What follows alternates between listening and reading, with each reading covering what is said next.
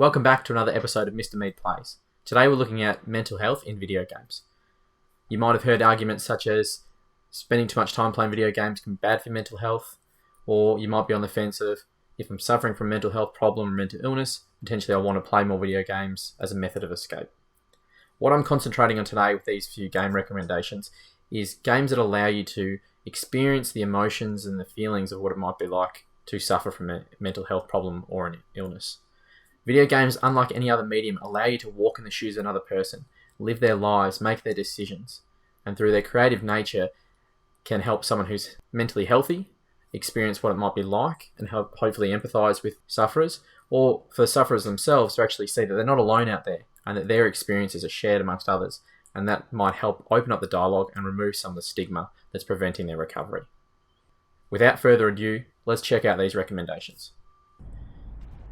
Games like Gree, which through pure visual storytelling sees you play as a young girl going through the 5 stages of grief.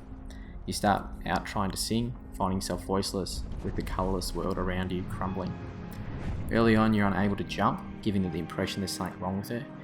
And as you progress through the game and overcome those challenges, you slowly bring colour back into the world.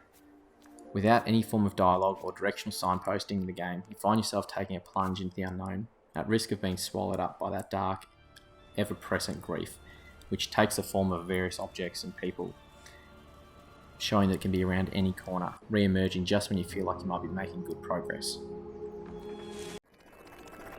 Another game, Celeste, sees you play as Madeline, a young girl who's on a journey to climb up a mountain. This game is ridiculously difficult, and you'll fail hundreds of times. Each stage requires progressively harder and more accurate, pixel-perfect timing to progress through each single screen. It can get frustrating to the point that even the earliest levels can seem insurmountable.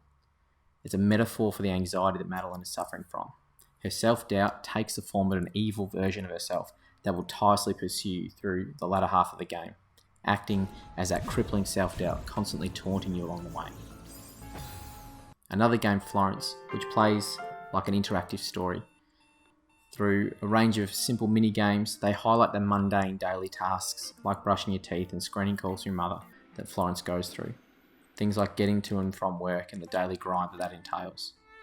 When Florence finally meets a young man, the music changes and the levels are filled with a vibrant yellow, and the expressions on their face help experience those feelings.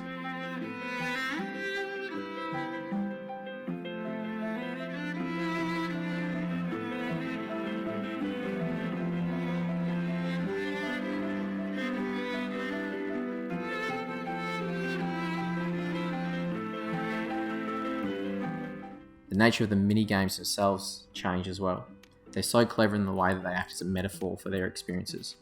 When conversing on a first date, the speech bubbles take the form of jigsaw puzzles, starting out pretty difficult as the two characters get to know each other. As their relationship grows, the conversational puzzles get easier and more natural. And the story takes a few turns here and there, exploring the themes of loneliness, lack of purpose, finding love, and maintaining healthy relationships, and importantly, self-care. These games, like so many others, can teach us about the mental health, even without the use of a single word, and nothing else compares to the feelings of the characters on screen resonating with your own as you make those challenging steps and decisions for them. I highly recommend you check out these games if you get a chance, and hopefully these experiences can help us foster an open dialogue around mental illness.